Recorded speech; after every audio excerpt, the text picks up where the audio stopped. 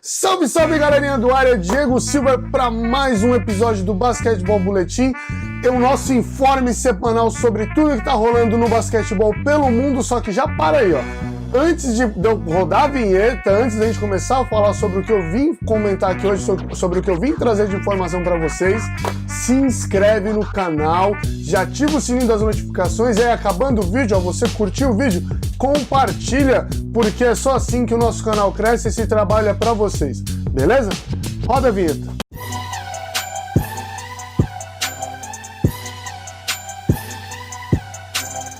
Estamos num momento épico, num momento histórico dessa década, dessa era do basquetebol.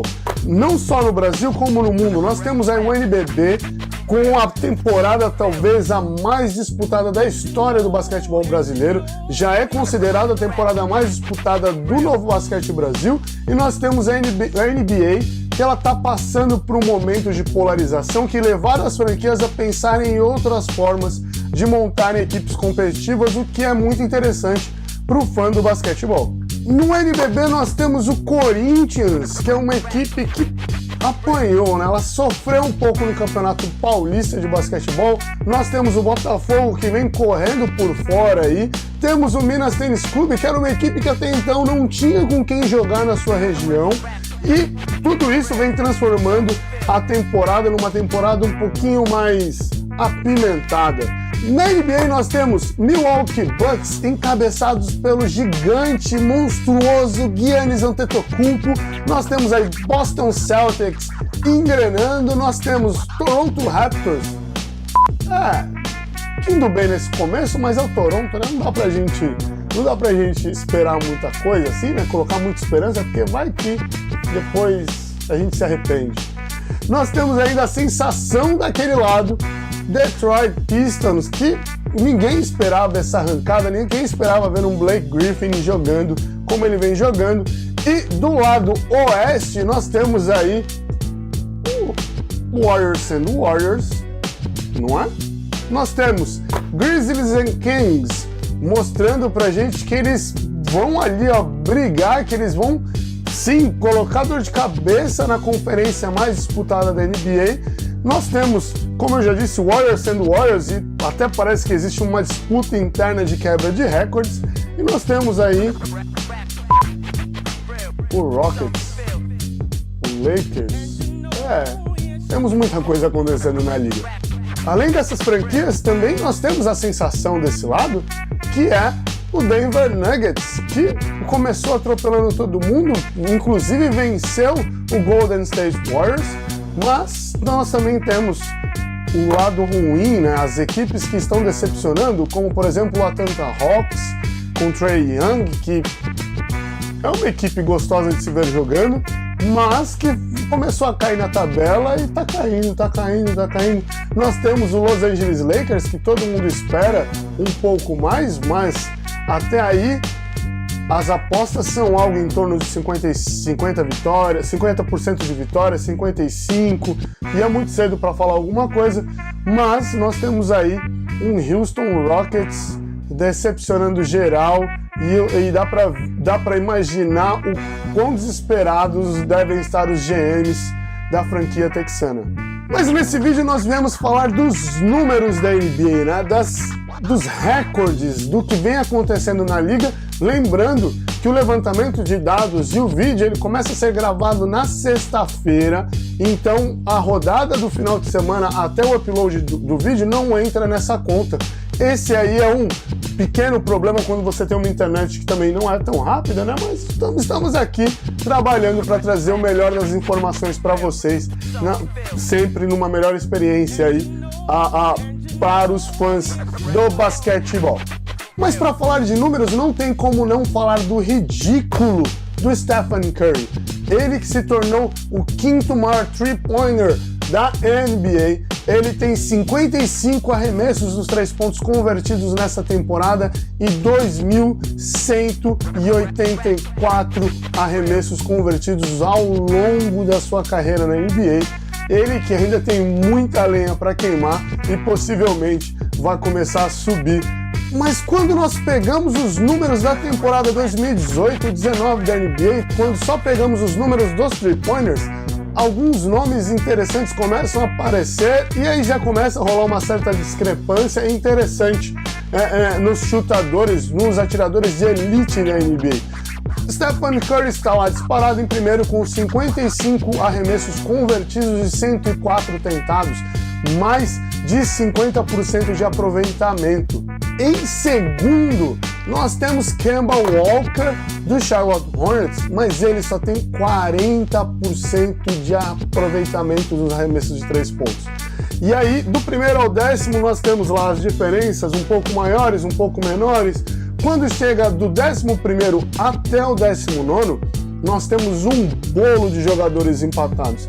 Porque do 11º até o 17º, tá todo mundo empatado. Do 17º até o 19º, também seguem todos empatados. E em 20º está Klay Thompson. É meio estranho de se ver isso. Curry em primeiro, Thompson em 20º no ranking dos three-pointers, e a gente parando para pensar que estamos falando dos Splash Brothers. E aí você tem Curry fazendo recorde, quebrando o recorde de pontos, virando aí o quinto jogador, o quinto maior three-pointer da história, ele convertendo 11 arremessos de 3 pontos no começo da semana, e aí você tem Klay Thompson convertendo 14 arremessos dos 3 pontos na outra ponta da semana, na outra ponta da rodada. E você olha, quando você olha o ranking, você tem um em primeiro, outro em 20º. Isso talvez reflete um pouco dessa despolarização. Essa despolarização não, essa tentativa de despolarização na NBA, porque é muito simples de se pensar. Golden State Warriors tem os melhores arremessadores da NBA. Você tem Stephen Curry e Klay Thompson, os Splash Brothers, na mesma equipe. Até aí, hoje em dia, se você perguntar para qualquer fã do basquetebol quem que é o maior arremessador da NBA nesses últimos anos, vão falar o Stephen Curry e depois vão falar o Klay Thompson e talvez o contrário. Mas aí quando você olha o ranking dos three-pointers da temporada, você tem um em primeiro, o outro em 20º. Então, talvez esse seja um reflexo dessa tentativa de novas estratégias da NBA, dessa mudança, dessa virada de chavinha da NBA para o reforço das outras equipes, o que é muito interessante, é muito gostoso para o fã do basquetebol. E aí o Klay Thompson, com esse recorde de 14 bolas dos 3 convertidas em um único jogo, é algo esplêndido. Se vocês olharem os melhores momentos do Klay Thompson, ele é incrível, porque ele é muito sharpshooter. É só catch and shoot, ele recebe a bola, arremessa. São 2 ou 3 lances que ele faz uma transição, que ele dribla um pouco a mais. Então é muito dos jogadores jogar sem bola, dele conseguir criar os seus espaços para preparar o seu arremesso, o que é muito interessante para quem está jogando basquetebol, entender que no basquetebol você joga muito mais sem a bola do que com bola, porque você precisa criar os momentos propícios para uma infiltração, para um arremesso de média distância, para um arremesso de longa distância, como foi o Klay Thompson nesse jogo. A maior epicidade da partida não foram os 14 arremessos convertidos de 3 pontos do Klay Thompson. Foi sim ele se tornar o único jogador da história da NBA a fazer 50 pontos ou mais em 30 minutos ou menos. Sim, ele é o único jogador da NBA. Se você pegar todos os jogadores da NBA e somar, você não encontra 2 jogadores, ou melhor, 2 momentos que isso aconteceu. Ele é o único jogador que fez essa façanha em 2 vezes. Sim, essa foi a segunda vez que ele fez 50 pontos ou mais em 30 minutos ou menos de jogo. Outro momento incrível dessa temporada aconteceu com o LeBron, máquina de combate, James. Sim, o papai Hollywood, ele se tornou o 6º maior pontuador da história da NBA. E sim, eu vou falar pausadinho porque é para cravar na cabeça de vocês, porque esse talvez não seja o único recorde que ele vai quebrar nessa temporada. Ele que já é o maior cestinha da história dos playoffs da NBA, na partida do Lakers contra o Spurs, fez 35 pontos e passou Dirk Nowitzki nesse ranking de cestinhas da NBA. Ele tem 31.202 pontos.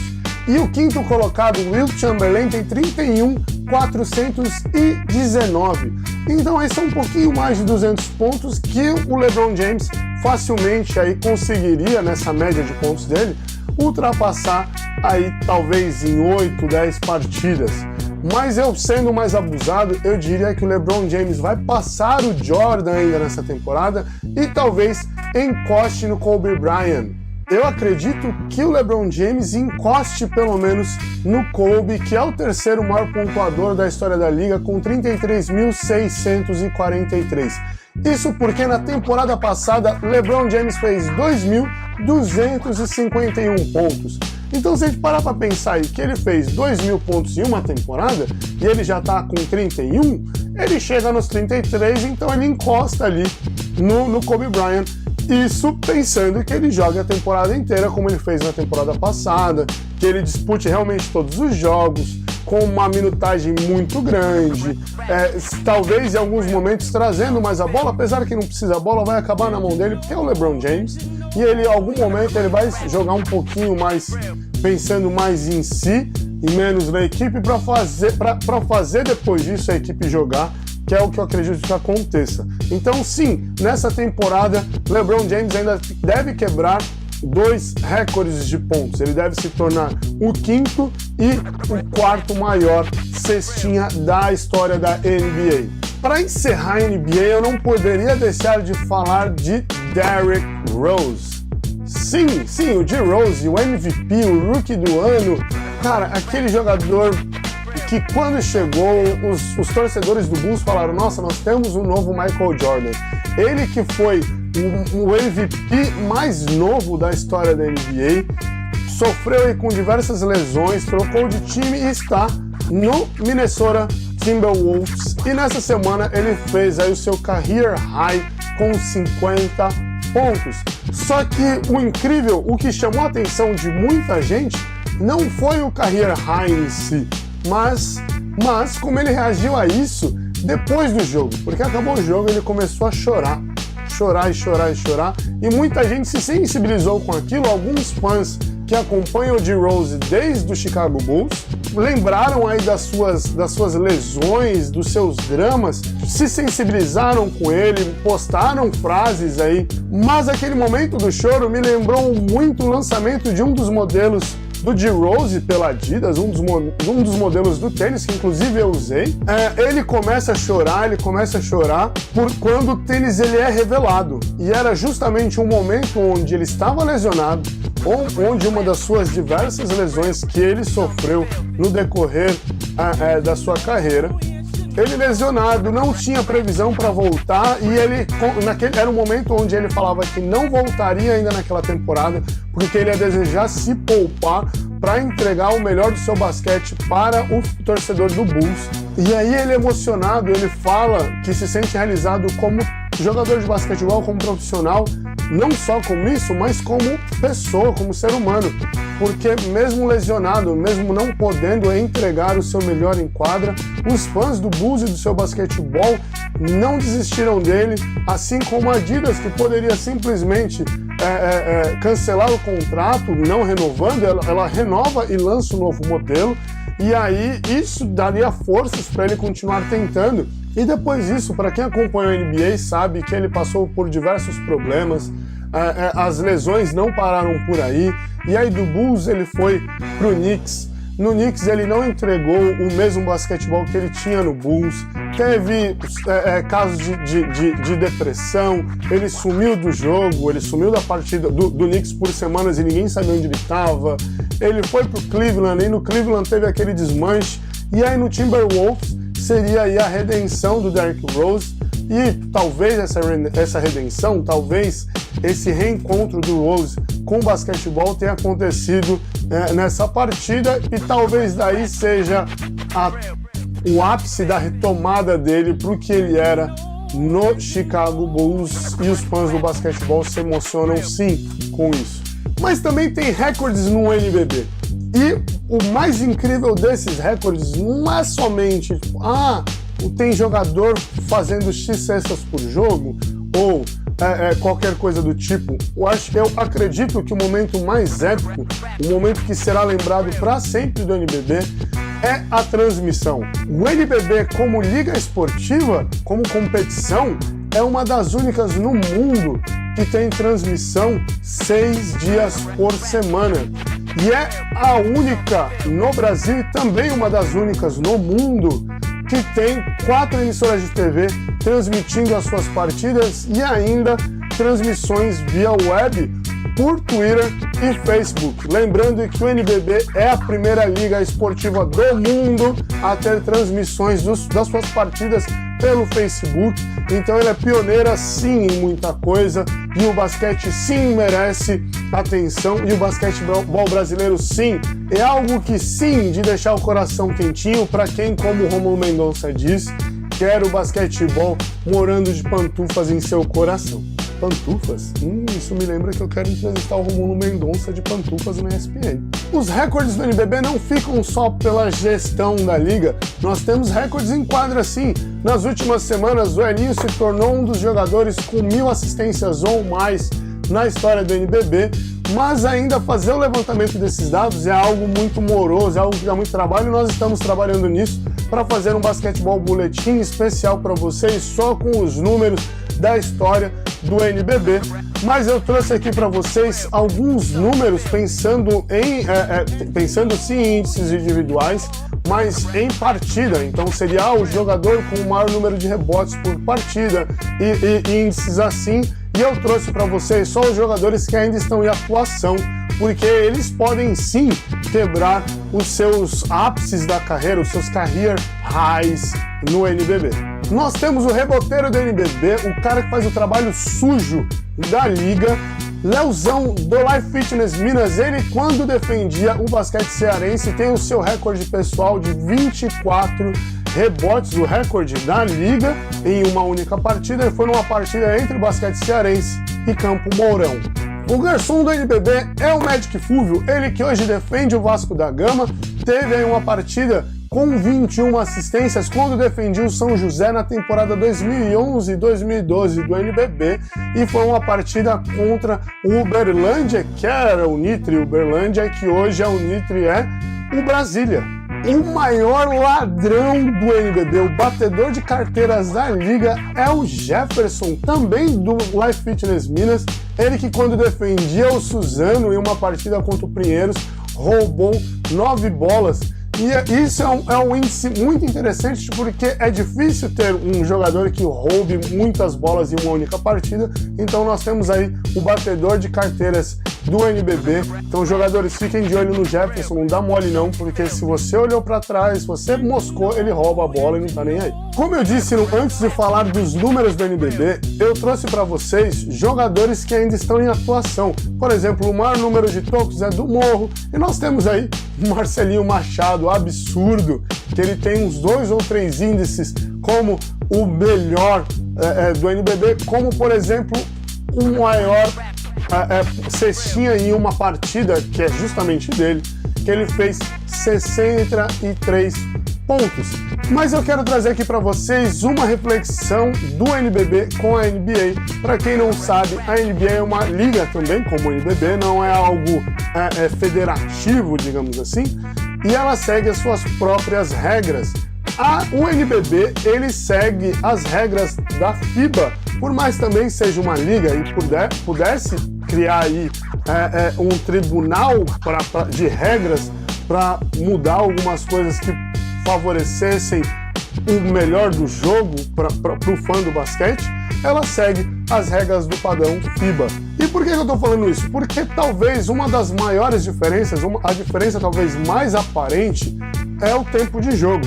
Que na NBA, cada período, cada quarto tem 12 minutos. No NBB tem 10 por ser um padrão FIBA. E isso resulta em 8 minutos a mais numa partida, ou seja, quase um quinto período a mais de jogo. E por que eu estou trazendo isso? Porque o recorde do Klay Thompson são 14 bolas de 3 convertidas em uma partida, certo? O recorde de pontos do Marcelinho, ou melhor, o recorde de cesta de 3 pontos do Marcelinho é 16 em uma única partida.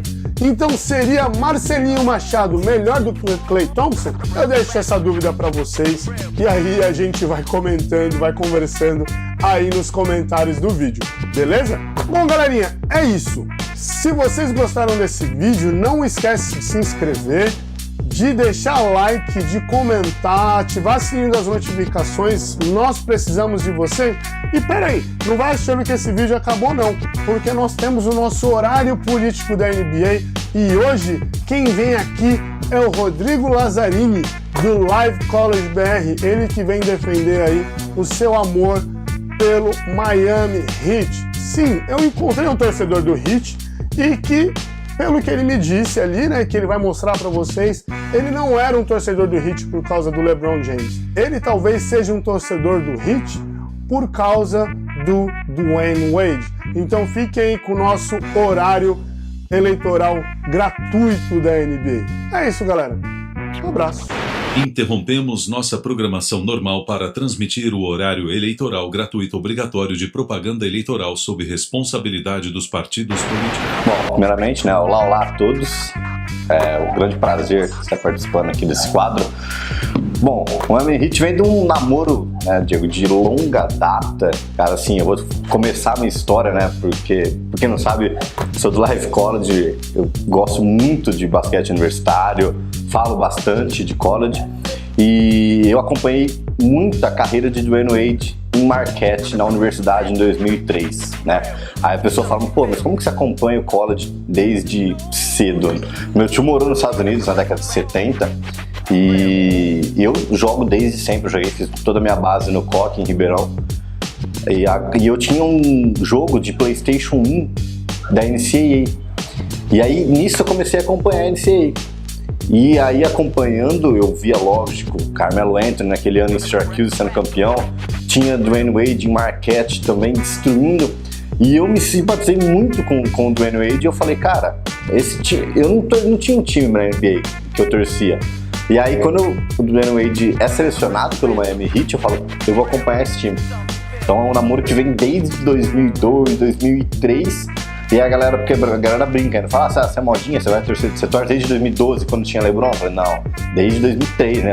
Eu lembro de assistir o título de 2006 com o Shaq ali, Alonzo Mourning, então eu acho que a cidade de Miami, a vibe de Miami é totalmente diferente, então é uma paixão de longa data, viu? Bom, primeiro um abraço pro Jones, né? Vamos falar de rivalidade da Flórida aqui, grande abraço para ele.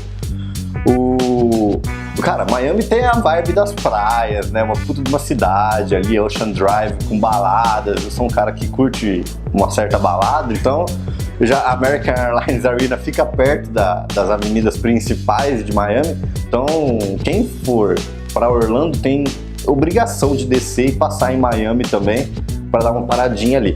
Mas eu acho que o Miami tem essa energia, toda essa história que o Dwyane Wade construiu, né? Hoje o cara lidera a franquia em pontos, rebotes, assistências, tudo que você puder imaginar.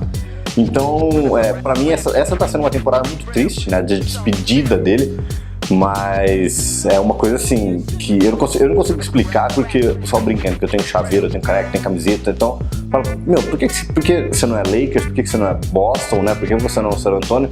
Eu acho que esse negócio de torcida é muito legal, porque a gente pega a periodicidade, então, agora a gente com certeza vai estar vendo mais torcedores do Cleveland, mais torcedores do Golden State, mas venham pro Miami Heat e sejam felizes, porque temos um futuro muito brilhante pela frente. Cara, eu acho que é muito engraçado isso, né, que o pessoal faz de jogar fora, eles querem apagar uma história que você não precisa apagar a história. O Dwyane Wade tinha dado já 3 títulos pro Miami, né, então tudo que ele construiu, a franquia fez ele tem um county agora em Miami com o nome dele, né, county é uma região mesmo nos Estados Unidos, então o cara é gigante, meu, não tem como não falar dele. E a hora que ele foi, quando ele saiu eu tinha certeza que ele ia voltar, porque por tudo que ele fez, não tinha como, né? Então, ele é muito amigo do LeBron, muito amigo do Chris Paul, e ele foi, né, dar uma passeada, jogou em Cleveland com o LeBron, foi jogar em Chicago, que é a sua cidade natal, estava ali perto da sua família, e aí ele voltou agora para essa despedida. A gente lembra na temporada passada, né, o que ele fez no final da temporada foi impressionante. Então, tem um número que me chama a atenção, falando um pouquinho do jogo do Wade aqui. Ele tá arremessando muito para as bolas de 3 pontos e tá tendo um acerto grande. Então, foi uma característica que ele nunca teve durante toda a vida dele de basquete, e agora, nesse último ano, ele tá apresentando essas bolas de 3 pontos aí. Eu acho que o que ele precisa fazer é buscar um franchise player. Eu tava esperançoso que o Jimmy Butler ia vir nessa temporada, só que acabou não rolando, né? Eu acredito que ainda não vai vir mesmo. E o que ele tem que buscar agora na free agency é um franchise player, porque tem essa carência do ídolo, né? Todo mundo, em todos os esportes, você vai atrás do ídolo. Como você falou, o Wade trazia um público. Então, se você conseguir trazer para Miami um jogador que é All-Star, um jogador que vai atrair o público para o ginásio, jogos na televisão, que é muito importante, ele vai atrás disso. A gente sabe que o Pat Riley é um cara muito inteligente, conhece muito do jogo, e ele vai atrás disso. Eu gosto muito do Erik Spoelstra, né? O pessoal fala dele. O ano passado, para mim, ele junto com o Dwayne Casey ali também, não por ser Miami, mas ele poderia vencer o técnico do ano. Então, gostei muito do que o Spoelstra fez com o time que ele tinha na mão, né? Porque quando você perde ídolos, você teve uma reconstrução gigantesca no Miami por anos, e o Spoelstra conseguiu lidar bem com os jogadores. E Pat Riley também.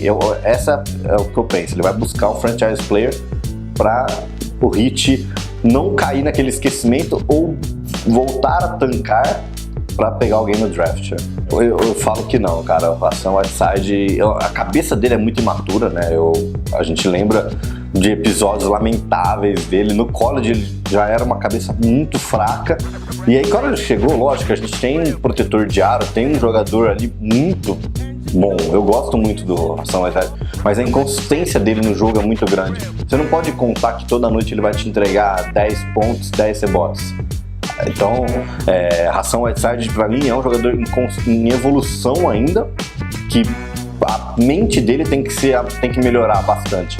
Então, venha sofrer com o Hassan Whiteside nesse garrafão do Miami Heat, porque é complicado. Kelly Olynyk talvez, né, seja um cara que vai chamar mais a responsabilidade. A gente sabe que ele é novo, né, atua pela seleção do Canadá.